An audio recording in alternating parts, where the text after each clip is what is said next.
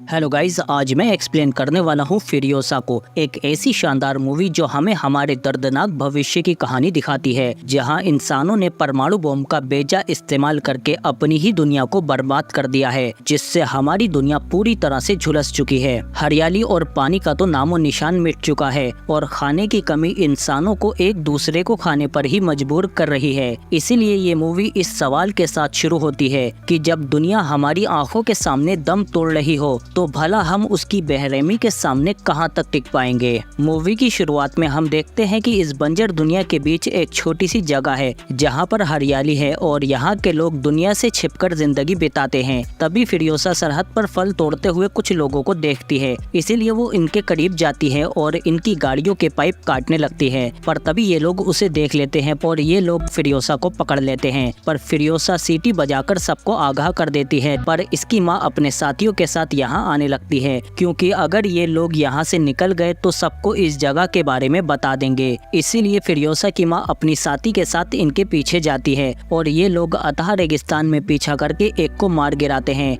और फिर फिरियोसा की माँ इनकी बाइक लेकर अपनी साथी को यहीं रुकने को बोलती है और खुद अपनी बेटी फिरियोसा के पीछे चली जाती है। और इधर हम फिरियोसा को देखते हैं जिसे इन लोगों ने बाइक पर बांध रखा है। तभी इन तीनों में से एक और मारा जाता है और ये दोनों समझ जाते हैं कि कोई स्नाइपर अब भी इनका पीछा कर रहा है। पर फिर भी ये अपने साथी की गाड़ी का तेल और सामान लेकर ही यहाँ से भागते हैं। लेकिन फिरियोसा की माँ भी इनका बचा हुआ तेल लेकर इनके पीछे आती है और ऐसे ही रात हो जाती है और पूरी रात पीछा करते करते अगला दिन निकल आता है। और फिरियोसा की माँ जब एक ऊंचे टीले से निशाना लगाते हुए देखती है कि ये लोग जल्दी ही अपने ठिकाने पर पहुँचने वाले हैं, तो वो फौरन निशाना लगाकर एक को तो मार देती है, पर दूसरा जब तक फिरियोसा को लेकर अपने लोगों में पहुँच जाता है और उन लोगों को बताने लगता है कि ये लड़की एक कुदरती जहां से है, जहां सब कुछ भरपूर मात्रा में है। तभी फिरियोसा की माँ भी इनके करीब आ जाती है और इधर फिरियोसा इसकी गर्दन गाड़ी में फंसाकर इसे गिरा देती है, जिसके बाद ये लोग फिरियोसा को अपने सरदार डिमेंटस के सामने पेश करते हैं और बताते हैं कि ये लड़की एक कुदरती जहां से है। तभी इनका डॉक्टर फिरियोसा को चेक करता है और बताता है कि ये सच है, क्योंकि ये पूरी तरह से तंदुरुस्त है, पर जो इसे लेकर यहाँ आया है उसके गले में खून भर चुका है। इसीलिए ये लोग उसे उल्टा करके उस जगह के बारे में पूछने लगते हैं। तभी फिरियोसा उसे मार देती है, लेकिन डिमेंटस फिरियोसा से प्यार से बात करता है और कहता है कि तुम्हें कुछ बताने की जरूरत नहीं है, फिलहाल तुम आज आराम करो, मैं कल तुम्हें तुम्हारे घर छोड़ आऊंगा।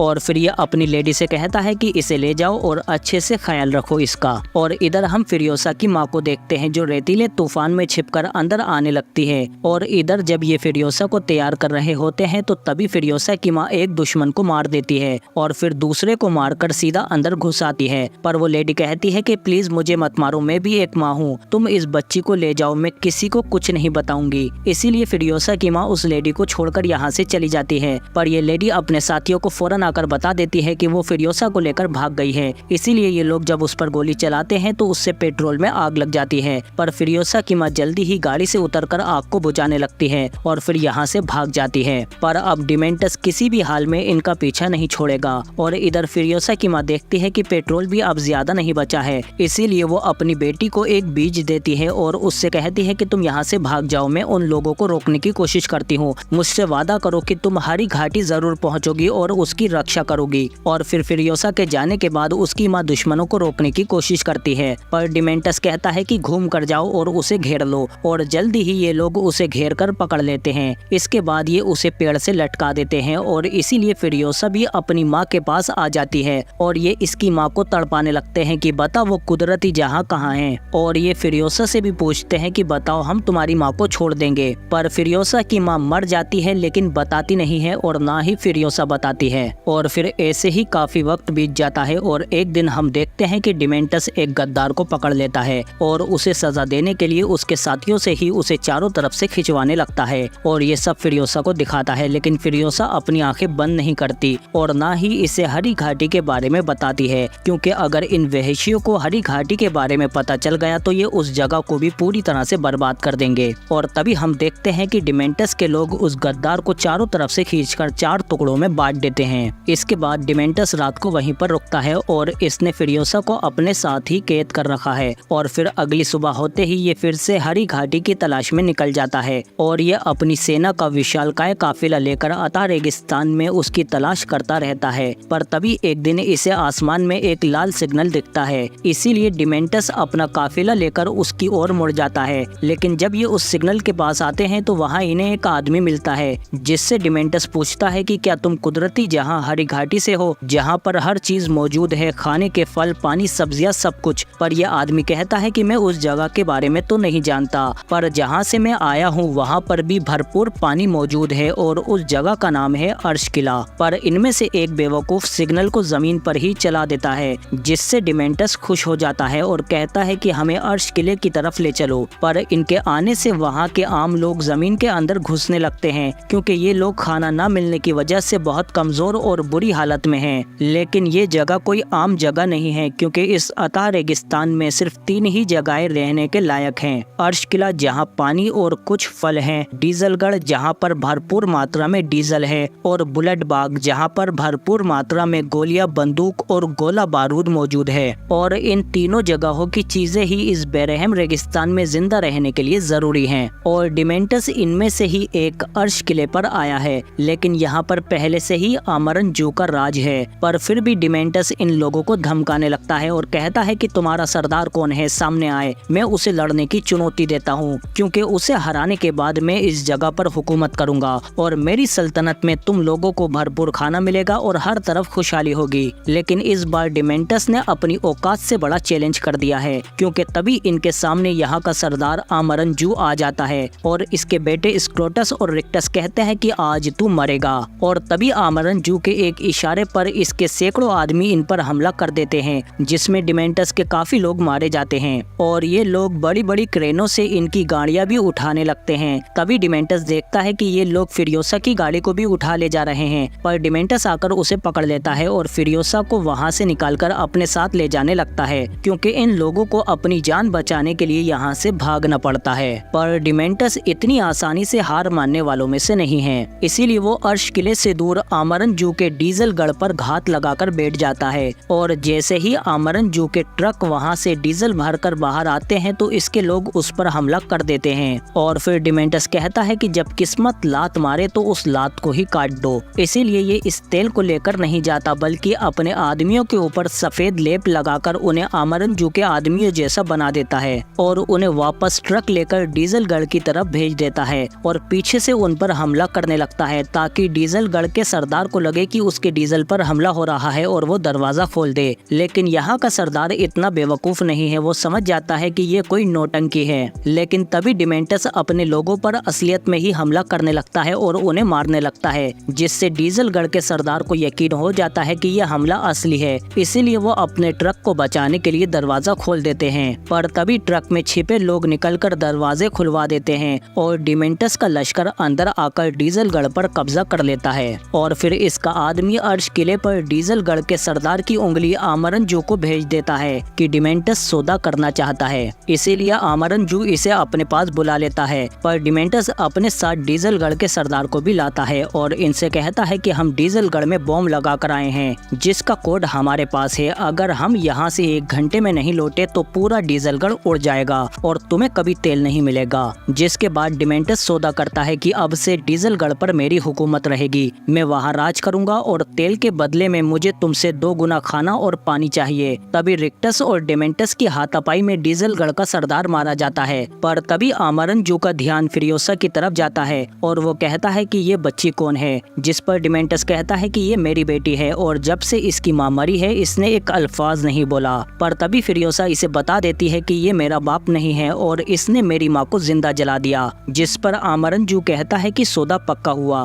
तू डीजलगढ़ की हिफाजत करेगा, मैं तेरा पानी का शिपमेंट 1/3 बढ़ा दूंगा और खाने का टैंकर 1/4 से, वो भी सिर्फ आलू। और ये बच्ची जो तेरी बेटी नहीं है मेरे पास रहेगी, ताकि बड़े होने के बाद ये बच्ची मेरी पत्नी बन सके और मेरे तंदुरुस्त बच्चों को जन्म दे सके। जिस पर डिमेंटस कहता है कि मुझे मंजूर है, आज इसे मैं कहलाऊंगा शहंशाह डीजलगढ़। और फिर डिमेंटस के जाने के बाद ये लोग फिरियोसा को आमरन जू की पत्नियों के साथ रख देते हैं और थोड़ी देर बाद ही आमरन जू का बच्चा होने वाला है। पर रिक्टस की नीयत फिरियोसा के ऊपर बिगड़ने लगती है। तभी आमरन जू की बीवी को एक अपंग बच्चा होता है जिसे वो मरवा देता है। और फिर रात को हम देखते हैं कि फिरियोसा उसी बीज को अपने बालों में से निकालती है और अपने बाल काटकर उन्हें एक कपड़े से चिपकाकर पहन लेती लेती है। तभी रात को रिक्टस फ्यूरियोसा को उठाकर अपने साथ ले जाता है, पर जब वो उसके बाल पकड़ता है तो फ्यूरियोसा यहाँ से भागकर अपने चेहरे पर कालक लगाकर निकल जाती है और रिक्टस जब तक इसके पीछे आता है तो फ्यूरियोसा नीचे छिप चुकी थी। इसके बाद हम देखते हैं कि ऐसे ही कई महीने बीत जाते हैं और फ्यूरियोसा अब इन लोगों के बीच में एक वर्कर बनकर रहने लगी है और सब इसे एक लड़का समझते हैं और इसकी बहादुरी से खुश होकर स्क्रोटस इसका प्रमोशन भी कर देता है। और फिर हम देखते हैं कि ऐसे ही कई साल बीत जाते हैं और फ्यूरियोसा अब बड़ी हो चुकी है। ये लोग अब एक बहुत ही मजबूत और पावरफुल ट्रक बनाते हैं ताकि कोई भी दूसरी गैंग वाला इनका माल ना लूट पाए और इस ट्रक को चलाने की जिम्मेदारी जैक की है, जो हर बार अपने साथ माल वापस लेकर ही लौटा है। और फिर हम देखते हैं कि ट्रक तैयार होने के बाद ये उसे लेकर जल्दी ही निकल जाते हैं, पर रास्ते में खोपड़ी गैंग इन पर हमला कर देती है इनका सामान लूटने के लिए। और ये लोग हमला करने में इतने माहिर हैं कि ऊपर उड़कर आमरनजू के आदमियों पर हमला करते हैं,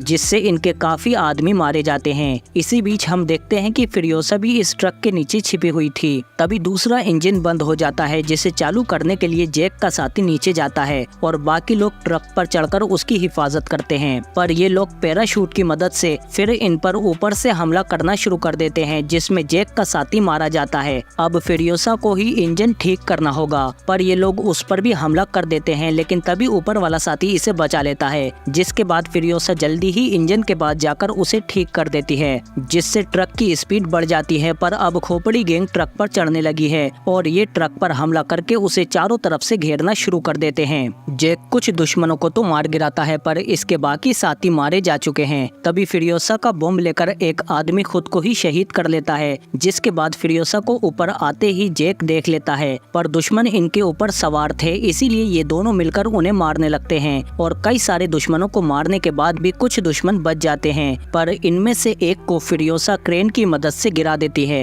पर तभी खोपड़ी गैंग का सरदार ऊपर से इन पर गोलियां बरसाने लगता है, पर फ्यूरियोसा उसे हुक में फंसाकर अपनी ओर खींच लेती है और तभी आतिश चक्कर चालू कर देती है, जिससे सरदार और उसकी पूरी गैंग साफ हो जाती है। जिसके बाद फ्यूरियोसा जैक से गाड़ी छीनने की कोशिश करती है, पर जैक उसे नीचे गिराकर छोड़ जाता है, लेकिन तभी थोड़ी देर बाद वापस आ जाता है और उससे कहता है कि इस वीरानगढ़ में सिर्फ 3 ही जगहें हैं, अर्श किला, डीजलगढ़ और बुलेट बाग। जाहिर है कि तुम अर्श किले से भाग रही हो, पर यकीन मानो बाकी दोनों जगहें इससे भी बदतर हैं। मेरे साथी मारे जा चुके हैं, इसीलिए मेरे साथ शामिल हो जाओ और बदले में मैं तुम्हें सफर और जंग के सारे पेतरे सिखाऊंगा, जिसके बाद तुम जहां जाना चाहती हो आसानी से जा सकती हो। जिस पर फ्यूरियोसा मान जाती है और फिर ये दोनों शिपमेंट लेकर बुलेट बाग में आ जाते हैं, जहां पर सिर्फ गोलियां और हथियार बनते हैं। इसीलिए जैक इन्हें अर्श किले का खाना, पानी और माँ का दूध देता है, जिसके बदले में इन्हें यहाँ से गोलियां और हथियार मिलते हैं। और फिर तभी बुलेट बाग का सरदार जैक से कहता है कि आमरनजू से कहना कि वो एक जंगी मीटिंग बुलाए, क्योंकि वो सरफिरा डिमेंटस डीजलगढ़ को बर्बाद कर रहा है। जैक कहता है कि तुम्हारा संदेश पहुंचा दिया जाएगा। इसके बाद जाते हुए जैक फ्यूरियोसा से कहता है कि कल हमें डीजलगढ़ जाना है, इसीलिए ये एक रात रुककर सुबह डीजलगढ़ के लिए निकल जाते हैं। पर डीजलगढ़ में आने के बाद ये देखते हैं कि यहाँ पर हर तरफ हाहाकार मचा हुआ है। तभी यहाँ पर डिमेंटस भी आ जाता है और ये जैक से कहता है कि डीजल के बदले हमें ज्यादा खाना चाहिए, हम तंगी के दौर से गुजर रहे हैं। तभी यहाँ के लोग बेकाबू हो जाते हैं। डिमेंटस कहता है कि जल्दी निकलो यहाँ से। जैक कहता है कि डीजल लिए बिना हम नहीं जाएंगे, पर तभी यहाँ के लोग खाने के लिए हमला कर देते हैं, क्योंकि यहाँ पर खाने की बहुत कमी हो रही है, क्योंकि जब से डिमेंटस ने डीजलगढ़ पर कब्जा किया है तब से यहाँ के हालात बद से बदतर हो गए हैं, क्योंकि इसकी मोटी खोपड़ी डीजलगढ़ का हिसाब किताब नहीं संभाल पा रही। इसीलिए जैक को भी बिना डीजल लिए ही यहाँ से भागना पड़ता है। और फिर ये आमरनजू को आकर सब कुछ बता देते हैं कि हमारे पानी और खाने के बदले में हमें डीजल की एक बूंद तक नहीं मिली। जिस पर स्क्रोटस और रिक्टस कहते हैं कि वो डीजलगढ़ को बर्बाद कर रहा है, हमें उसे पहले ही मार देना चाहिए था। आप मुझे बस इजाजत दो, मैं इस दुनिया से उसका नामो निशान तक मिटा दूंगा। जिस पर आमरनजू जैक से कहता है कि कल तुम बुलेट बाग के लिए निकलोगे और वहाँ से भरपूर गोलियां और हथियार लाओगे। हम इस बार डिमेंटस पर वहाँ से हमला करेंगे जहाँ से वो सोच भी नहीं सकता।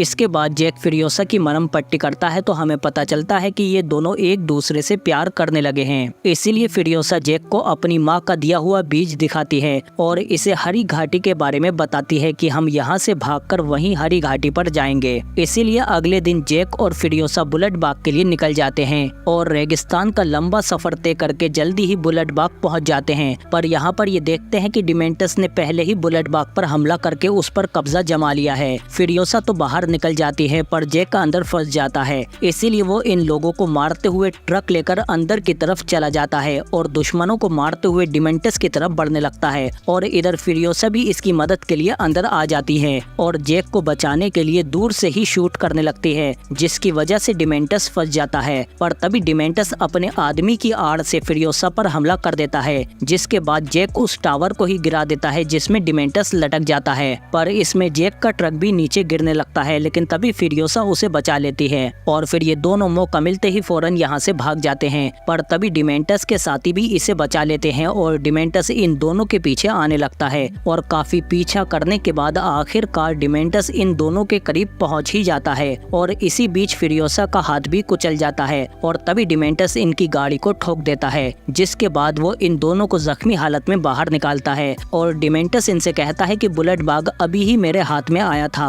और तुमने उसे तबाह करने की कोशिश की, इसीलिए डिमेंटस फ्यूरियोसा को उसी टूटे हुए हाथ से लटका देता है और ये लोग जैक को अपनी गाड़ियों से बांधकर उसे घसीटने लगते हैं और डिमेंटस मजे से ये सब देख रहा होता है और ऐसे ही ये लोग शाम तक जैक को घसीटते रहते हैं, जिसमें वो मर जाता है। पर जब डिमेंटस फ्यूरियोसा को देखता है तो वो अपना हाथ अलग करके यहाँ से भाग चुकी थी और इधर अर्श किले से आमरनजू देखता है कि डीजलगढ़ जल रहा है, इसीलिए ये डिमेंटस को मारने के लिए वहाँ जाने लगते हैं। तभी फ्यूरियोसा आकर कहती है कि वो डीजलगढ़ में नहीं है, उसने बुलेट बाग पर कब्जा कर लिया और ये उसकी चाल है कि तुम डीजलगढ़ पर हमला करने जाओगे और वो पीछे से इस अर्श किले पर कब्जा कर लेगा। जिस पर आमरनजू कहता है कि चलो उसकी ये ख्वाहिश पूरी करते हैं, हम उसे दिखाएंगे कि हम डीजलगढ़ पर जा रहे हैं। और फिर जब डिमेंटस पहाड़ी दर्रों से इनकी तरफ आता है तो वो देखता है कि आमरनजू डीजलगढ़ की तरफ जा रहा है, इसीलिए ये अर्श किले की तरफ तेजी से बढ़ने लगता है। पर इन्हें आता देखकर ये लोग सिग्नल दे देते हैं कि मछली जाल में फंस चुकी है और फिर डिमेंटस और उसके साथी यहाँ आकर फंस जाते हैं और इनके बीच एक भयंकर खूंखार जंग शुरू हो जाती है जो कई दिन तक जारी रहती है। और इसी बीच फ्यूरियोसा अपने रोबोटिक हाथ लगा लेती है और जब डिमेंटस जंग हार जाता है तो वो यहाँ से भाग जाता है। पर स्क्रोटस उसे पकड़ने के लिए अपनी गाड़ी ठीक करवाने लगता है, लेकिन उसे फ्यूरियोसा लेकर भाग जाती है और ये डिमेंटस का पीछा करते करते जल्दी ही उसे ढूंढ लेती है और उसे पकड़ने के बाद उसे मारकर बेहोश कर देती है, क्योंकि इतनी भूख और प्यास के बाद ये काफी कमजोर हो चुका है। इसके बाद फ्यूरियोसा डिमेंटस को बुरी तरह से मारने लगती है कि तूने मेरा सब कुछ छीन लिया, मेरी माँ, मेरी दुनिया, मेरा बचपन, मेरा प्यार, वो सब मुझे वापस चाहिए। जिससे डिमेंटस समझ जाता है कि ये वही बच्ची फ्यूरियोसा है, इसीलिए ये हंसते हुए कहता है कि मार मुझे और मार, मेरे दर्द सहने की ताकत तू सोच भी नहीं सकती, उड़ा दे मेरा भेजा अपनी गोली से, मुझे अपनी जान की परवाह नहीं है, पर तुझे वो कभी नहीं मिलेगा जो तू चाहती है। मेरे मरने के बाद भी तू अपने आशिक और माता श्री के बारे में सोच सोच कर रोती रहेगी। मार मुझे ताकि मुझ में और तुझ में कोई फर्क ना रहे,